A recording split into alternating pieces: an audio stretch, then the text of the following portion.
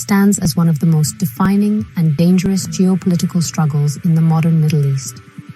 For decades, this conflict has shaped alliances, fueled wars, and dictated the flow of power across the region. It's a battle fought not only with missiles and soldiers, but also with spies, computer code, and political rhetoric. Understanding this complex relationship is, honestly, crucial to comprehending the persistent instability that plagues this vital part of the world. The consequences of their actions ripple far beyond their borders, affecting global energy markets, international security, and the lives of millions who live under the constant shadow of potential escalation. This is not a simple border dispute or a disagreement over territory. Instead, it's a deeply ideological and strategic clash between two powerful nations, each viewing the other as an existential threat to its very existence and regional ambitions. Israel, a technologically advanced nation with strong Western backing, sees Iran's nuclear program and its network of allied militias as a direct danger to its security. In contrast, the Islamic Republic of Iran, driven by its revolutionary principles, views Israel as an illegitimate entity and an outpost of Western imperialism in the heart of the Muslim world. This fundamental opposition has created a zero-sum game, where one side's gain is perceived as the other's loss. The conflict has evolved dramatically over time, moving from a cold, undeclared war to a hot, direct confrontation. What began as a war of words and support for opposing factions has now entered a perilous new phase. The events of 2024 and 2025 have shattered the long-held assumption that both nations would avoid direct military strikes on each other's soil. This shift has put the entire Middle East on high alert, as the potential for a full-scale regional war has never been more real. The international community watches with bated breath, knowing that a miscalculation by either side could ignite a catastrophic conflict with devastating global consequences. Therefore, examining the trajectory of the Iran-Israel relationship is more than just a historical exercise. It is a necessary endeavor to grasp the current dangers we face today, on June 16, 2025. From their surprising alliance before 1979, to the proxy wars fought in the valleys of Lebanon and the streets of Gaza, and now to the direct missile exchanges over their capital cities. This story is a lesson in how political revolutions can transform allies into intractable foes. It's a chronicle of a conflict that has adapted to new technologies and new battlefields, becoming ever more complex and perilous with each passing year. The world is now forced to ask whether this spiral of escalation can be stopped. It is a chapter of history that many now find difficult to believe. But before 1979, Iran and Israel shared a surprisingly close and cooperative relationship. Under the rule of Shah Mohammad Reza Pahlavi, Iran was a key non-Arab ally for Israel in the Middle East. This partnership was built on a foundation of shared strategic interests, primarily a mutual suspicion of Soviet influence and the pan-Arab nationalism championed by leaders like Egypt's Gamal Abdel Nasser. Israel provided Iran with agricultural and military expertise, while Iran supplied Israel with a significant portion of its oil needs, a crucial lifeline for the Israeli economy at the time. This pragmatic alliance flourished behind the scenes. Intelligence agencies from both countries, Israel's Mossad and Iran's Savak, collaborated on security matters. Israeli businesses and engineers were active in Iran, contributing to its development projects. The relationship was a strategic calculation. For Israel, it provided a powerful friend in a hostile neighborhood, and for the Shah's Iran, it offered access to Western technology and a counterweight to its Arab rivals. This period of cooperation, however, was built on the priorities of a monarchical regime that was increasingly out of touch with its own people, a reality that would soon lead to its dramatic and violent downfall. The turning point came with the Islamic Revolution of 1979. The overthrow of the Shah and the rise of Ayatollah Ruhollah Khomeini fundamentally rewired Iran's foreign policy and its worldview. The new theocratic regime rejected the Shah's pro-Western stance and embraced a revolutionary ideology that positioned the United States as the great Satan and Israel as the little Satan. Suddenly, Israel was no longer a strategic partner, but an ideological enemy, an illegitimate Zionist entity occupying sacred Islamic land. Diplomatic ties were severed, and Iran transformed overnight from an ally into one of Israel's most implacable adversaries. This ideological shift was not merely rhetorical. it became the central pillar of Iran's foreign policy in the Middle East. The new government in Tehran dedicated itself to exporting its revolution and supporting anti-Israel movements across the region. The very existence of Israel was deemed incompatible with the vision of a new Islamic order. This abrupt and total reversal laid the groundwork for the decades of conflict that would follow. The era of quiet cooperation was over, replaced by an age of open hostility that would see both nations engage in a long and bitter struggle for influence, security, and survival, setting the stage for the shadow war that would define their relationship for the next 4 decades. Following the 1979 revolution, the Iran-Israel conflict did not immediately erupt into direct warfare. Instead, it descended into a complex and deadly shadow war, fought indirectly through third parties and in the secrecy of covert operations. Iran, lacking the conventional military power to challenge Israel directly, adopted a strategy of asymmetric warfare. It began to cultivate a network of allied militant groups, or proxies, across the Middle East. This axis of resistance became Tehran's primary tool for exerting influence and striking at Israeli interests without risking an all-out war.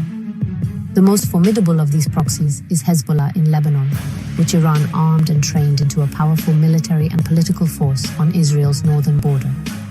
This strategy of using proxies allowed Iran to maintain pressure on Israel from multiple fronts. In addition to Hezbollah, Iran has provided financial and military support to Palestinian groups like Hamas and Islamic Jihad in the Gaza Strip. These groups have engaged in numerous conflicts with Israel, launching rockets and conducting attacks, all while serving Tehran's broader strategic goal of encircling and weakening its adversary. Israel, in turn, has responded with devastating military campaigns in Lebanon and Gaza, such as the 2006 Lebanon War and multiple wars in Gaza. These conflicts were, in essence, proxy battles between Israel and Iran, with the people of Lebanon and Palestine often caught in the crossfire. Beyond the proxy wars, the shadow conflict has been characterized by a campaign of assassinations, sabotage, and clandestine attacks. Israel's intelligence agency, Mossad, has been widely credited with numerous covert operations inside Iran, most notably the assassination of several top Iranian nuclear scientists, including the high-profile killing of Mohsen Fakhrizadeh in November 2020, using a remote-controlled machine gun. These actions were designed to slow down Iran's nuclear program and disrupt its military leadership. Iran, for its part, has been accused of plotting attacks on Israeli diplomats and tourists abroad and engaging in maritime sabotage, including attacks on commercial vessels linked to Israeli interests. The battlegrounds for this shadow war have spanned the entire region. Syria, in particular, became a central theater after its civil war began in 2011. Iran used the chaos to establish a military presence and create a land corridor to supply weapons to Hezbollah. In response, Israel has conducted hundreds of airstrikes in Syria, targeting Iranian personnel, weapons convoys, and military bases. This campaign, which intensified after 2019, aimed to prevent Iran from establishing a permanent new front against Israel. These clandestine and proxy battles defined the conflict for decades, but as the recent events of 2024 and 2025 show, the shadows could no longer contain the escalating hostility. The nature of the Iran-Israel conflict has been profoundly shaped by the military technologies each side has developed and deployed. This is a contest that, really pits Israel's technological superiority against Iran's mastery of asymmetric warfare. Israel possesses one of the most advanced militaries in the world, equipped with cutting-edge weaponry largely developed domestically or supplied by the United States. Its Air Force flies F-35 stealth fighters, and it uses precision-guided munitions to conduct surgical strikes. Perhaps most famously, Israel's security is protected by a multi-layered air defense system, including the renowned Iron Dome, which has proven highly effective at intercepting short-range rockets and, as seen in June 2025, even ballistic missiles. On the other side, Iran has focused on developing capabilities that can bypass Israel's technological edge. Unable to compete with Israel's Air Force, Tehran has invested heavily in building a formidable arsenal of ballistic missiles, and more recently, sophisticated unmanned aerial vehicles, drones. Drones like the Shahed-1 Su-136 have become a signature weapon for Iran and its proxies, offering a low-cost way to launch long-range attacks and overwhelm air defenses through sheer numbers. Iran's strategy is to create a credible deterrent, holding Israeli cities at risk to discourage direct attacks on its own territory, a strategy that was put to the ultimate test in 2025. The conflict has also expanded into the digital realm, with cyber warfare becoming a critical and constant battlefield. Both nations have sophisticated cyber capabilities and have engaged in a relentless series of attacks against each other. Iranian hackers have targeted Israeli infrastructure, including water systems and government websites, seeking to cause disruption and chaos. In response, Israeli cyber units have reportedly launched their own operations, targeting Iran's industrial and military infrastructure, such as the Stuxnet virus that famously sabotaged Iranian nuclear centrifuges over a decade ago. This digital frontline is invisible to most, but it is a vital part of the ongoing struggle for dominance. The recent escalation into direct military exchanges has highlighted the capabilities and limitations of both arsenals. Iran's massive drone and missile attack on June 15, 2025, demonstrated its ability to launch a coordinated, large-scale assault across a vast distance. At the same time, Israel's successful interception of the vast majority of these threats showcased the remarkable effectiveness of its air defense technology. However, the Israeli retaliatory strikes on Tehran, targeting nuclear and military sites with devastating precision, underscored its own offensive superiority. This new reality of direct confrontation puts these advanced weapon systems at the center of a terrifyingly high-stakes game. The decades-long conflict between Iran and Israel has exacted a steep and painful price, measured not only in military casualties, but also in the profound human suffering and economic damage inflicted across the region. For the populations directly involved in the proxy wars, the cost has been immense. The wars in Lebanon and Gaza have resulted in thousands of civilian deaths, displaced millions from their homes, and shattered the infrastructure of entire cities. Communities in southern Lebanon and the Gaza Strip have lived for generations under the threat of sudden violence, their lives and livelihoods perpetually disrupted by a conflict directed from distant capitals. The economic consequences have been equally severe, extending far beyond the immediate battlegrounds. Both Iran and Israel dedicate enormous portions of their national budgets to military spending, diverting resources that could otherwise be used for social programs, education, and economic development. For Iran, international sanctions, imposed largely due to its nuclear program and regional activities, have crippled its economy, leading to high inflation, unemployment, and widespread public discontent. While Israel's economy is more resilient, the constant state of high alert and the periodic wars create significant financial strain and deter foreign investment in moments of crisis. The direct military escalation in 2024 and 2025 has brought these economic costs into sharp focus for the entire world. The Israeli airstrikes on Tehran in June 2025 and Iran's retaliatory missile barrage sent immediate shockwaves through global financial markets. The Dow Jones and S&P 500 saw significant drops, while investors fled to safe haven assets like gold and the US dollar. Most critically, the price of oil surged by over 10%, threatening to fuel a new wave of global inflation. This volatility demonstrated how localized hostilities between these two powers can hold the world's economy hostage, potentially delaying interest rate cuts and slowing economic growth worldwide. Ultimately, the greatest toll is the human one, the pervasive climate of fear and hatred that the conflict perpetuates. Generations of Iranians and Israelis have been raised to view one another through a lens of animosity and suspicion. This ideological entrenchment makes any prospect of reconciliation incredibly difficult, as national identities have become deeply intertwined with the narrative of the enemy. The cycle of violence creates trauma, deepens grievances, and fosters a desire for revenge, ensuring that the conflict is passed down from one generation to the next.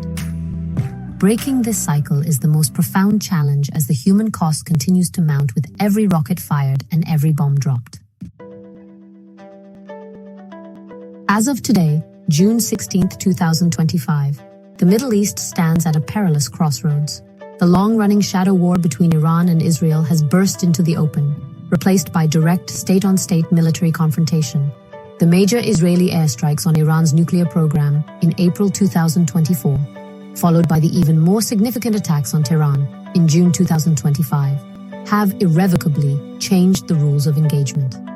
Iran's direct missile retaliation against Israel, though largely intercepted, crossed a threshold that both sides had cautiously avoided for decades.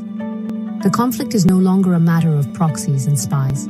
It is a direct clash between two of the region's most powerful militaries, and the risk of a full-scale regional war is alarmingly high. The rivalry remains locked in a dangerous stalemate of deterrence. Israel believes it must continue to act decisively to prevent Iran from obtaining a nuclear weapon and to degrade its military capabilities, as demonstrated by its recent strikes. It relies on its technological and intelligence superiority to maintain an edge. Iran, on the other hand, feels compelled to retaliate against such attacks to preserve its credibility and deter future aggression. Its reliance on its vast missile arsenal and its network of regional allies remains its core strategy. This dynamic creates a vicious cycle of action and reaction, where each side's defensive moves are seen as offensive provocations by the other, pushing them ever closer to the brink. Finding a path toward de-escalation, let alone peace, appears more challenging than ever. The deep-seated ideological animosity, particularly from the Iranian regime, presents a fundamental barrier to diplomacy. For any meaningful change to occur, there would likely need to be a significant shift in the political landscape of the region. This could involve a change in leadership or ideology within Iran, or a broader regional security agreement that addresses the legitimate concerns of all parties, including Israel's security and Iran's desire for regional influence and economic stability. However, with tensions at their current peak, such a comprehensive solution seems like a distant and optimistic hope. In the immediate future, the international community's role will be critical in trying to manage the crisis and prevent further escalation. Diplomatic pressure from world powers, including the United States, Russia, and China, will be needed to urge restraint and re-establish some red lines. Yet, the power to choose between war and peace ultimately lies in Tehran and Jerusalem. Without a willingness from both sides to step back from the precipice, the Middle East risks being plunged into a devastating conflict that would dwarf all previous wars in its scale and consequences. The world can only hope that wisdom prevails over the powerful pull of escalation and revenge.